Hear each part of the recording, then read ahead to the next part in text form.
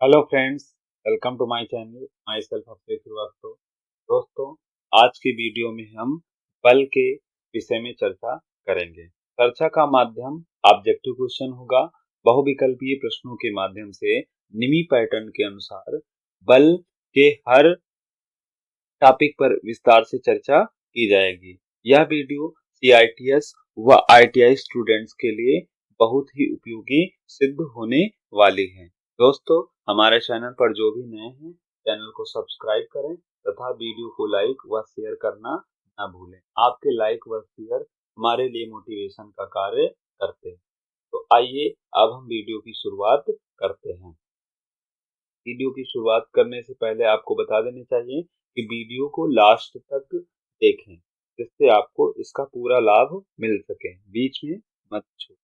ठीक है, तो first question, something which change to the state of body is called. The state of body means क्या होता है कि वस्तु द्रव्यमान की अवस्था में है या विराम की अवस्था में है, तो वस्तु की अवस्था को हम क्या बोलते हैं, स्टेट ऑफ बॉडी। तो जो परिवर्तन का विरोध करती है, परिवर्तन करती है, सॉरी, विच चेंज द, जो परिवर्तन करती है उसे हम क्या बोलते हैं, बल कहते हैं। क्या बोलते हैं, बल कहते हैं। अब हम बल की जरा सा बात कर लेते हैं। फोर्स, फोर्स माने क्या होता है, बल। बल की परिभाषा क्या होती है, बल वह धक्का या खिंचाव है। बल वह धक्का या खिंचाव है जो एक निकाय द्वारा दूसरे निकाय पर आरोपित होता है। ठीक है, या क्या करेगा, या तो रूप परिवर्तन कर देगा या रूप परिवर्तन का प्रयास करेगा। ये पहले डिफिनेशन।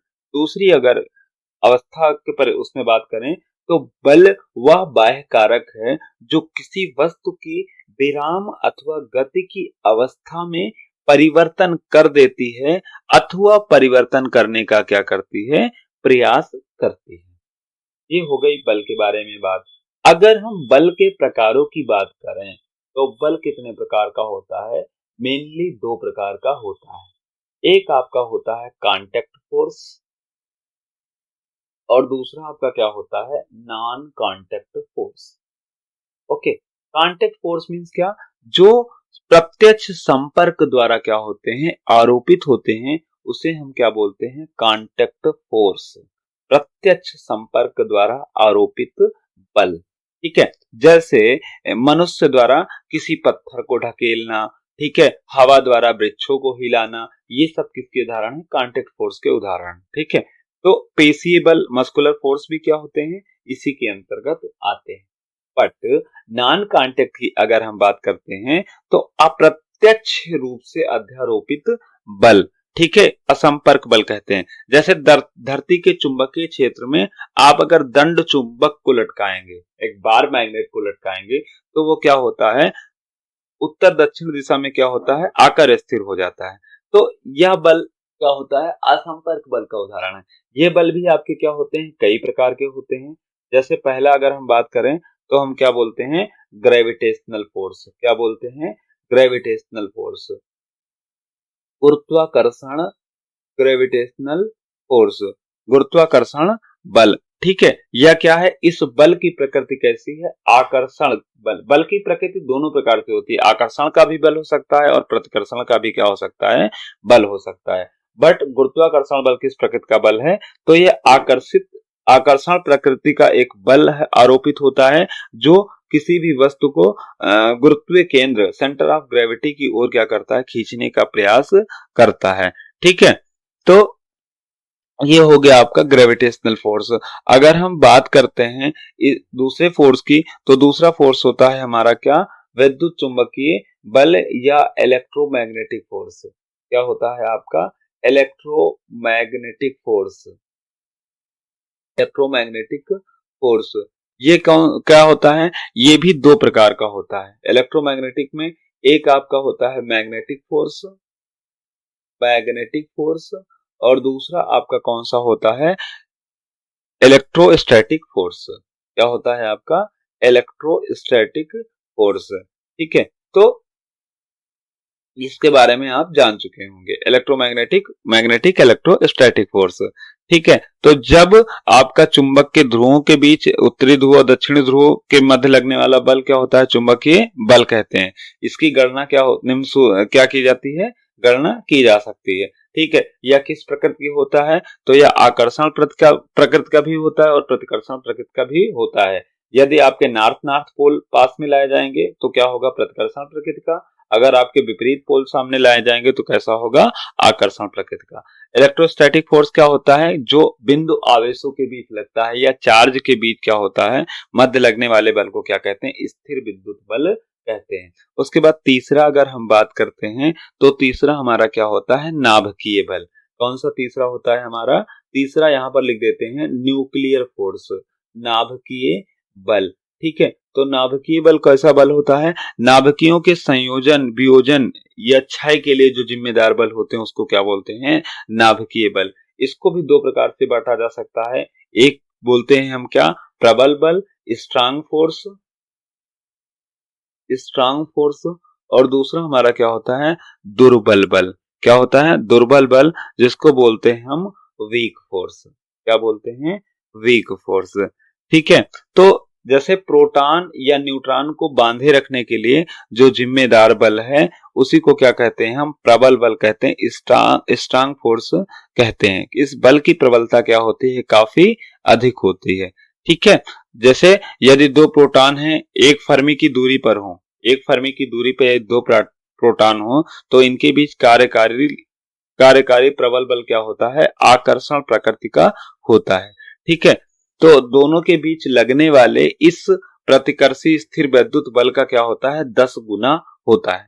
ठीक है, यही कारण है कि प्रोटॉन क्या होते हैं, आपस में बंधे रहते हैं। ठीक है, तो ये प्रतिकर्षी बल जो लगता है इसका 10 गुना होता है। इस कारण से क्या होता है, आपके प्रोटॉन आपस में बंधे रहते हैं। बट वीक फोर्स की बात किया जाए तो रेडियो एक्टिव प्रक्रिया के दौरान जो इलेक्ट्रॉनों का उत्सर्जन होता है या बीटा कणों का उत्सर्जन होता है, तो इसमें जो आपका इलेक्ट्रॉनों व एंट्री न्यूट्रॉनों के बीच क्या होते हैं, होने वाली पारस्परिक अभिक्रिया दुर्बल बल के कारण होती है। तो ये आपके थे बल क्या है और बलों के प्रकार। अब हम चलते हैं नेक्स्ट क्वेश्चन की ओर। SI unit of force is, force का एसआई यूनिट है। ठीक है, तो फोर्स का एसआई यूनिट क्या होता है, न्यूटन। आप लोगों को पता है, न्यूटन पे टिक कर देते हैं।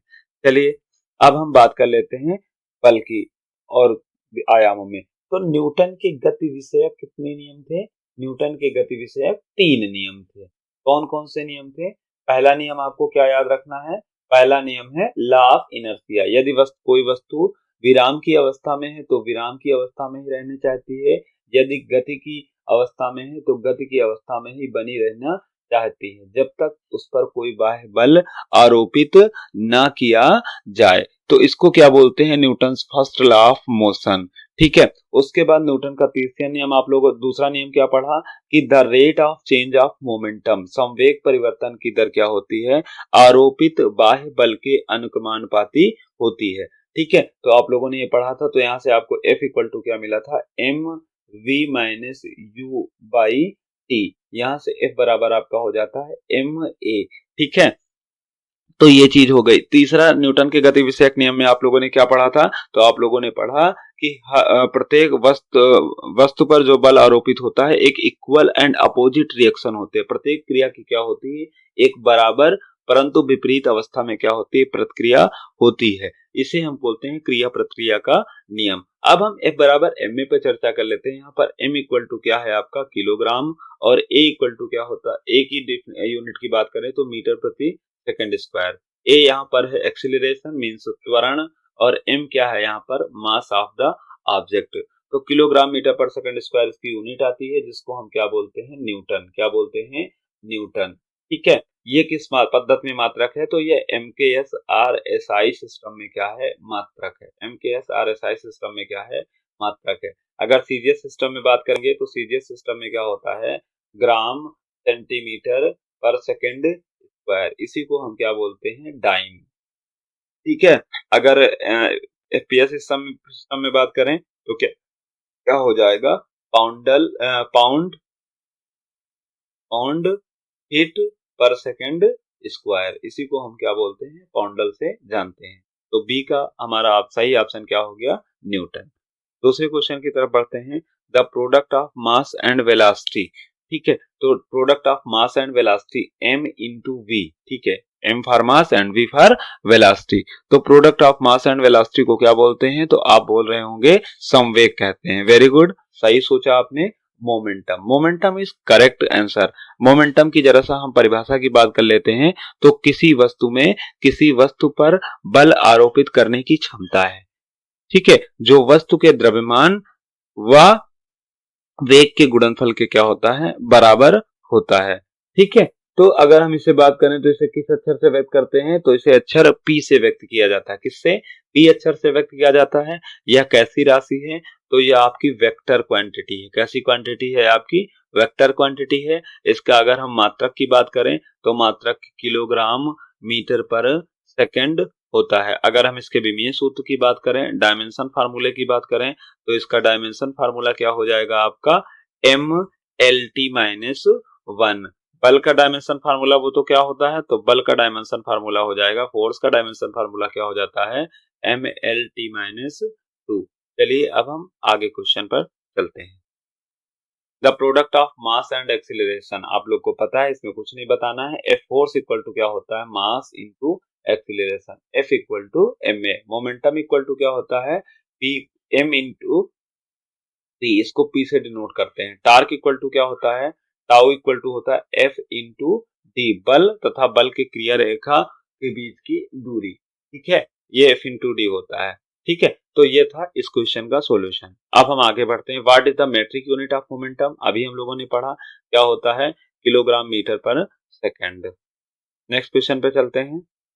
A boy of mass 50 kilogram, ठीक है, runs with a force of 10 newton. तो F इक्वल टू क्या होता है आपका m में, यहाँ से A इक्वल टू क्या हो जाएगा, F बाई m, ठीक है। आपको क्या दिया गया, F इक्वल टू दिया गया है आपको 10 न्यूटन, और आपको m कितना दिया गया है, आपको 50 किलोग्राम, ठीक है। तो यहाँ से A इक्वल टू हो जाएगा 50/10, ओके नो, 10/50 F/m, ठीक है। यहाँ से सॉल्व करेंगे तो आपको आ जाएगा 0.2 मीटर पर सेकंड स्क्वायर। जो आपका आंसर क्या हो जाएगा, ऑप्शन डी इज द, नहीं ऑप्शन डी नहीं, यहाँ पर 0.2 करना पड़ेगा, ये गलत है। तो 0.2 अगर ये मान ले इसको, तो ये ऑप्शन हमारा करेक्ट हो जाएगा। फिलहाल आपको याद क्या रखना है कि answer 0.2 metre per second square आएगा। ओके, डिस्प्लेसमेंट इज ए, तो डिस्प्लेसमेंट आपका क्या है, स्केलर क्वांटिटी है। डिस्प्लेसमेंट आपका कैसा है, स्केलर क्वांटिटी है, वेक्टर क्वांटिटी है, बेस क्वांटिटी या नन ऑफ दीज। तो डिस्प्लेसमेंट आपका क्या है, वेक्टर क्वांटिटी है। बट डिस्टेंस, डिस्टेंस कैसा है, डिस्टेंस कैसी क्वांटिटी है, तो डिस्टेंस आपकी स्केलर क्वांटिटी, ठीक है। स्केलर क्वांटिटी मींस अदिश राशि, जिसमें दिशा की कोई आवश्यकता नहीं होती है। डिस्प्लेसमेंट में क्या होती है, दिशा की आवश्यकता होती है, सदिश राशि। तो डिस्प्लेसमेंट कैसी है, आपकी वेक्टर क्वांटिटी। चलिए नेक्स्ट क्वेश्चन की ओर बढ़ते हैं। Adding of two vectors to get a single vector, अगर आप दो वेक्टर्स को जोड़ के सिंगल वेक्टर प्राप्त करते हैं तो उसको हम क्या बोलते हैं, उसको बोलते हैं रिजल्टेंट वेक्टर। क्या बोलते हैं, रिजल्टेंट वेक्टर। रिजल्टेंट वेक्टर कैसा कैसे ज्ञात किया जाता है, तो इसको ज्ञात करने के लिए अगर मान लीजिए फर्स्ट केस है, फर्स्ट केस में क्या होता है, जब दो या दो से अधिक बल क्या होते हैं, एक ही सरल रेखा पर कार्य करते हैं। मान लीजिए ये आपकी रेखा है, इसी रेखा पर दो या दो से ज्यादा बल क्या होंगे, कार्य करेंगे।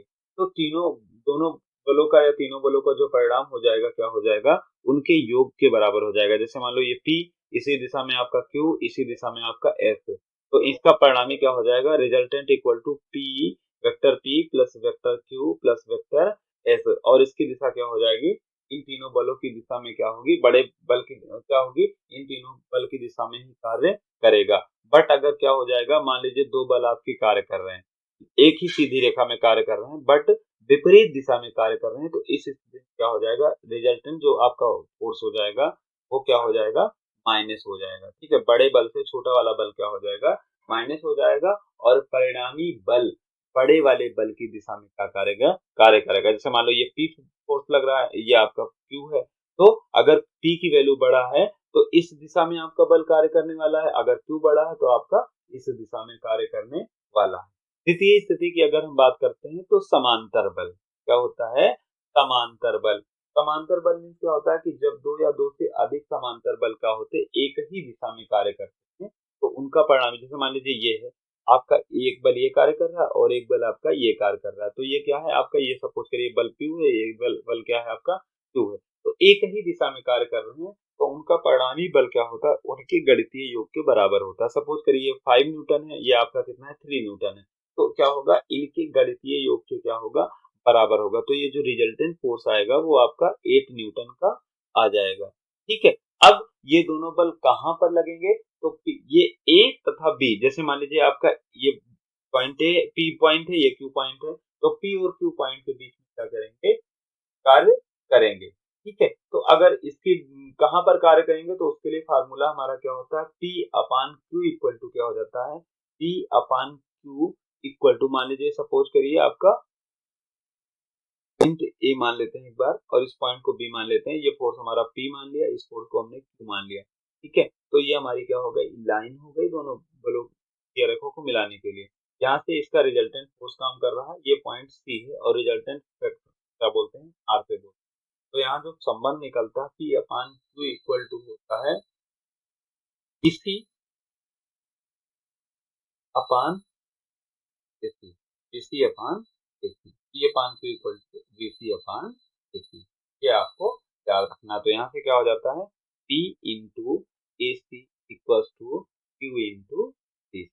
ठीक है, अब समांतर बल में क्या करें, अगर विपरीत दिशा में कार्य कर रहा हूं, मान लो ये ऐसे एक दिशा में कार्य कर रहा है और एक आपका इस दिशा में, तो क्या होगा, इसका परिणामी बल क्या होगा, घट जाएगा। R इक्वल टू क्या हो जाएगा, P माइनस Q। मान लो P बड़ा बल है, Q आपका छोटा बल है, R इक्वल टू क्या हो जाएगा, P माइनस Q, और दिशा क्या होगी, अगर P बड़ा है तो P वाली क्या होगी, दिशा होगी। ठीक है, तो यहाँ पर आपका क्या होता है, ये मान लो जो ऐसे है, इधर देख लीजिए आप, ये मान लीजिए ऐसे P बल कार्य कर रहा है और ये आपका क्या कर रहा है, Q बल कार्य कर रहा है, तो ये P हो गया, ये Q हो गया, तो इसका रिजल्टेंट कहीं इधर ही आपका क्या करेगा, वर्क करेगा, ये R होगा रिजल्टेंट। ठीक है, तो यहाँ पर भी आपका क्या हो जाता है, P into A C equal to Q into D C. यहाँ पर भी आपका यही फोर्स अप्लाई होगा, और ये बड़े बल से कितनी दूरी पर कार्य करेगा, छोटे बल से कितनी दूरी पर कार्य करेगा, इसको हम निकाल सकते हैं। चलते हैं आगे के क्वेश्चन की ओर। In a scalar there is only addition and subtraction of, तो यहाँ पर स्केलर क्वांटिटी में केवल नंबर का क्या होता है, एडिशन या सब्ट्रैक्शन होता है। तो first option is the correct answer for this question. Okay, तो दोस्तों इस वीडियो में इतना ही। आपको मिलते हैं कोर्स के और ढेर सारे ऑब्जेक्टिव क्वेश्चन के साथ नेक्स्ट वीडियो में। यदि आपको ये वीडियो अच्छी लगी तो हमारे चैनल को सब्सक्राइब, वीडियो को शेयर व लाइक करना न भूलें। आपके शेयर व लाइक हमारे लिए मोटिवेशन का कार्य करते हैं। आप इस प्रकार से लाइक व शेयर करके हमारे मोटिवेशन को बढ़ाते रहिए, जिससे हम लोग रोज नए नए वीडियो ला सकें। हमारे वीडियो को देखने के लिए आपका तहे दिल से धन्यवाद। थैंक्स।